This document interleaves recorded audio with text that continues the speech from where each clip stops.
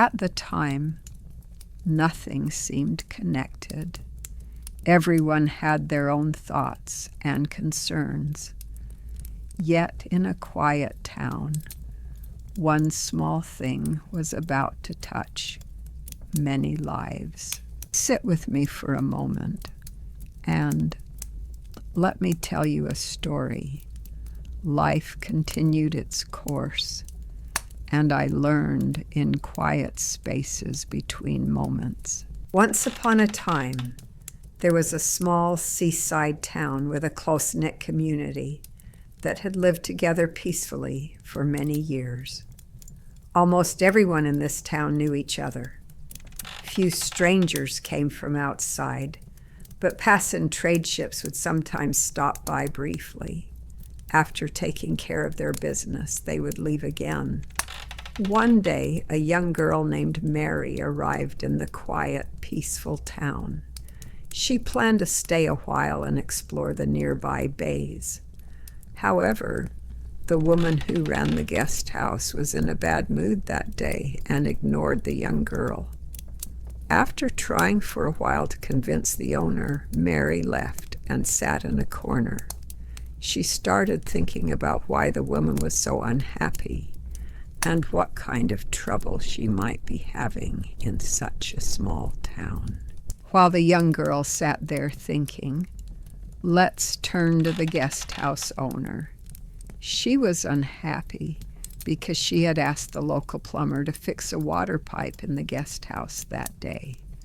However, the plumber hadn't fixed it and said he could come back another day. The woman was upset, but since there were no other plumbers in town, she had no choice but to wait. Everyone had a problem, but was the plumber free of worries? No, he had a problem too. He wanted to have his favorite shoes repaired, but he didn't have enough money to pay the cobbler. The cobbler wanted lamb chops that day, but didn't have enough money to buy them. If the butcher had sold just 1 kilo of lamb chops, no one in town would have been unhappy. Sadly, though, the most unhappy person that day was the butcher himself.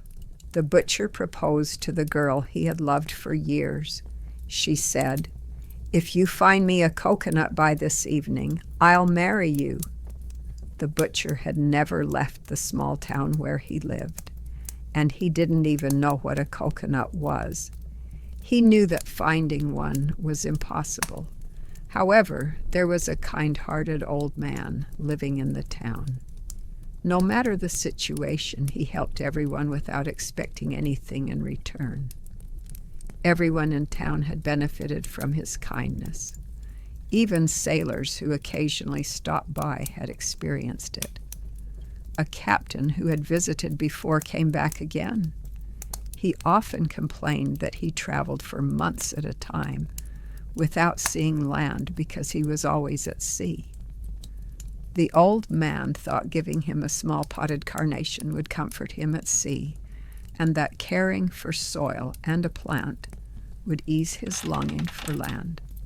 With this in mind, he went to the harbor and gave the captain the pot he had brought as a gift. The captain was so happy when he saw it that he gave the old man a large fruit he had brought from a distant tropical island. Do you know what fruit it was, my dear ones? A coconut. After thanking the captain, the old man took the gift and left the harbor to go home. On the way, he saw a young girl sitting thoughtfully on a bench, watching the sea. Our Mary. He thought that giving her the fruit might cheer her up. After the young girl took the coconut, she had an idea. She thought, maybe the guest house woman will give me a room to stay in if I give her this fruit. And that's exactly what happened. The guest house woman, not knowing the girl's name, didn't want to upset her and gave her a room. Not knowing what to do with the fruit, she went to see the plumber. She told him that the water pipe needed to be fixed immediately and offered to give him the unique fruit in return. When the plumber saw the coconut, he was delighted and immediately went with her to fix the pipe. On his way back, while thinking about how to eat the fruit, he passed the cobbler's shop. That's when he had a great idea. He offered the cobbler the fruit, whose name he didn't know, in exchange for repairing his shoes. The cobbler smiled when he saw the coconut. He said he knew what it was, but hadn't eaten one in a long time. He repaired the plumber's shoes and sent him on his way. Although he wanted to eat the fruit again after so many years, thoughts of lamb chops remained on his mind. The cobbler took the coconut and headed to the butcher's shop. He hoped that if he gave the coconut to the butcher would give him a discount on lamb chops. By this time, it was getting quite late, and it was almost dark. The butcher thought it was impossible to find a coconut, and believed he wouldn't be able to marry the girl he loved. He was thinking about closing his shop and leaving town forever. Lost in thought, he didn't notice the cobbler come in. The cobbler said that if the butcher gave him 1 kilo of lamb chops at a discount, he would gladly give him the coconut he was holding. When the butcher saw the coconut, he couldn't believe his eyes. He grabbed the coconut from the cobbler and ran toward the house of the girl he had proposed to. The cobbler shouted after him, "Hey, are you going to give me a discount?" The butcher suddenly stopped. "A discount?" he said. "You can take as much lamb as you want."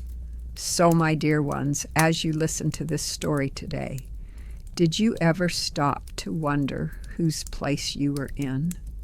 Were you the woman who closed the door, the one who waited, or the one holding something valuable without knowing its true worth? Life doesn't always tell us exactly what we're holding, but it does allow us to choose who we offer it to. I'm not asking anything from you now. I just want you to think about this. What you are holding in your hands today, whose life might it change tomorrow? And when the story ends, your choices keep shaping you, long after the moment has passed.